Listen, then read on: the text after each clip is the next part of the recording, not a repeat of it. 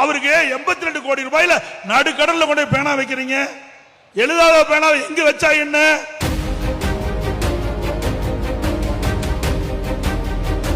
திரு கருணாநிதி குடும்பத்திற்கு அறக்கட்டளை இருக்குது. அந்த அறக்கட்டளையில ஆயிரக்கணக்கான கோடி பணம் இருக்குது. அதுல இருந்து நீங்க அந்த நிதி எடுத்து செலவு செய்யலாமே.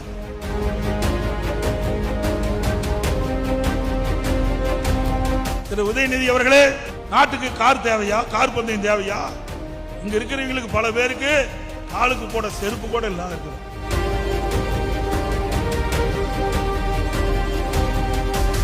அப்பா மகனை புகழ்ந்து பேசுறான், மகன் அப்பா புகழ்ந்து பேசுறான்.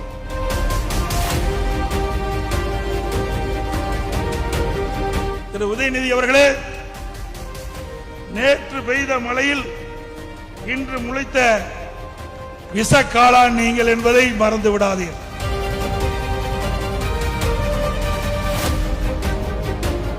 திரு கருணாநிதி முதலமைச்சர், பிறகு அவருடைய மகன் திரு ஸ்டாலின் முதலமைச்சர், இப்போ திரு உதயநிதி, எந்த தகுதியின் அடிப்படையிலே உங்களுக்கு பொறுப்பு கிடைக்கப்பட்டது?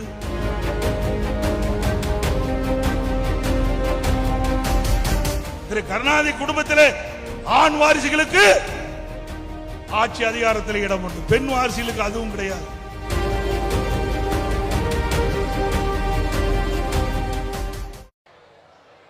செய்தி பார்த்தேன். எடப்பாடி பழனிசாமி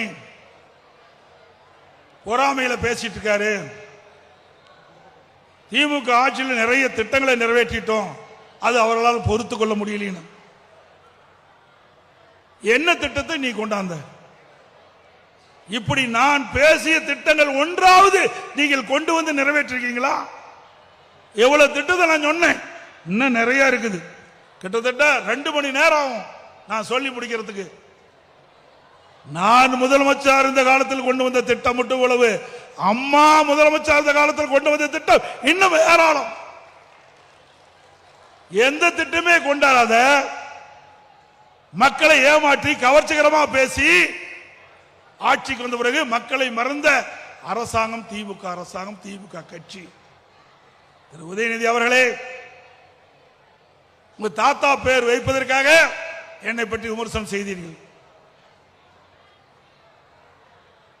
என்ன அரசாங்கத்தினுடைய பணம் உங்களுடைய சொந்த பணமா? மக்களுடைய பணம். உங்களுடைய தாத்தாவுக்கு திரு கருணாநிதி அவர்களுக்கு நினைவு மண்டபம் கட்டினீங்க, ரைட்.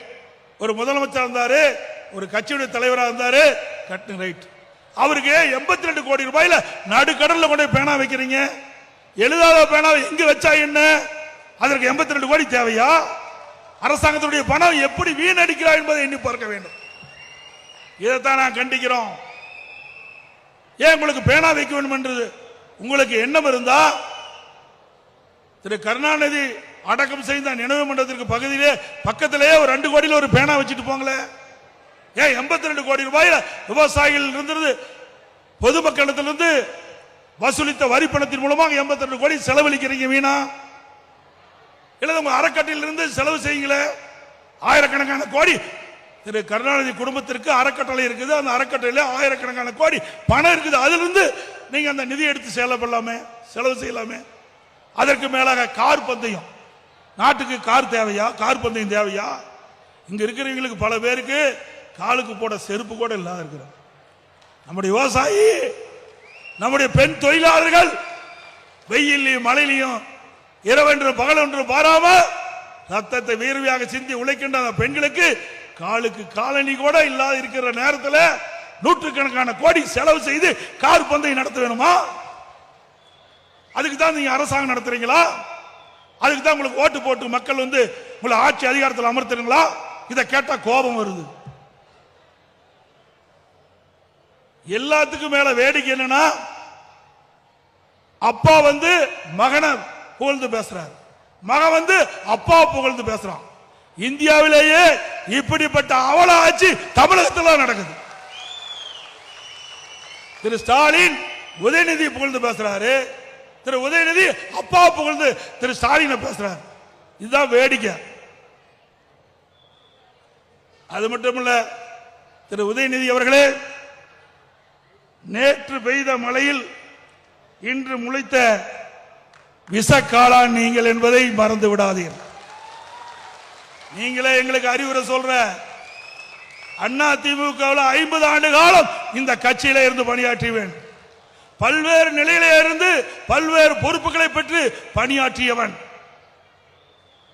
நான் சேலம் மாவட்ட பால் உற்பத்தியாளர் ஒன்றியத்தினுடைய பெருந்தலைவராக இருக்கின்ற பொழுது தேசிய அளவில் விருதுகளை பெற்றுக் கொடுத்தேன். நெடுஞ்சாலைத்துறை அமைச்சராக இருக்கின்ற பொழுது இந்தியாவிலேயே தார் சாலை அதிகம் நீளம் உள்ள மாநிலம் என்ற பெயரை பெற்றுக் கொடுத்தேன்.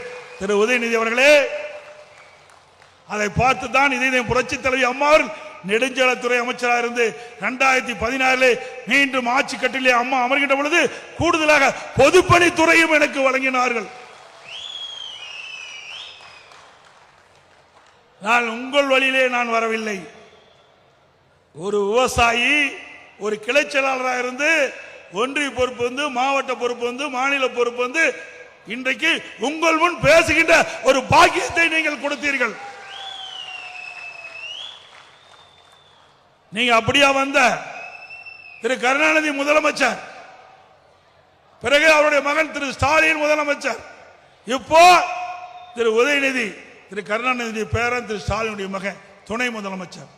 எந்த தகுதியின் அடிப்படையிலே உங்களுக்கு பொறுப்பு கிடைக்கப்பட்டது? என்ன திமுக உழைத்து விட்டீர்கள்? எத்தனை முறை திராவிட முன்னேற்ற கழக போராட்டத்தில் கலந்து கொண்டு சிறை சென்றீர்கள்? எவ்வளவு பேர் உங்களுடைய கட்சியிலே இரவென்றும் பகலென்றும் பாராமல் அந்த கட்சிக்காக உழைத்து அந்த கட்சியை வளர்த்திருக்கிறார்களே, அவர்களெல்லாம் உங்களுக்கு கண்ணுக்கு தெரியவில்லையா? திரு கருணாநிதி குடும்பத்திலே ஆண் வாரிசுகளுக்கு ஆட்சி அதிகாரத்தில் இடம் உண்டு, பெண் வாரிசுகளுக்கு அதுவும் கிடையாது. ஆகவே உதயநிதி அவர்களே, திரு ஸ்டாலின் அவர்களே, நாவடக்கம் தேவை. நான் உழைப்பால் உயர்ந்திருக்கின்றேன், உழைப்பால் உயர்ந்திருக்கின்றேன். உங்களை போல் உங்களுடைய தந்தையினுடைய அடையாளத்தால் நான் பதவிக்கு வரவில்லை. ஸ்டாலின் அவர்களே, உதயநிதி அவர்களே, உங்களுடைய தந்தை ஸ்டாலின், உதயநிதிக்கு தாத்தா, 2 பேரும் இந்த அடையாளத்தை வைத்துத்தான் உங்களுக்கு இந்த பொறுப்பிலே இருந்து கொண்டிருக்கிறேன் என்பதை மறந்து விடாதீர்கள். நாவடக்கம் தேவை. வேண்டுமென்றே திட்டமிட்டு எப்பொழுது பார்த்தாலும் எங்களை விமர்சனம் செய்து கொண்டிருந்தால் அதற்கு தக்க பதிலடி தொடர்ந்து கொடுப்போம். நீ செல்வ செழிப்பிலே வந்தவருக்கு உங்களுக்கு இவ்வளவு திமிர் இருந்தா உழைப்பவனுக்கு எவ்வளவு திமிர் இருக்கும்?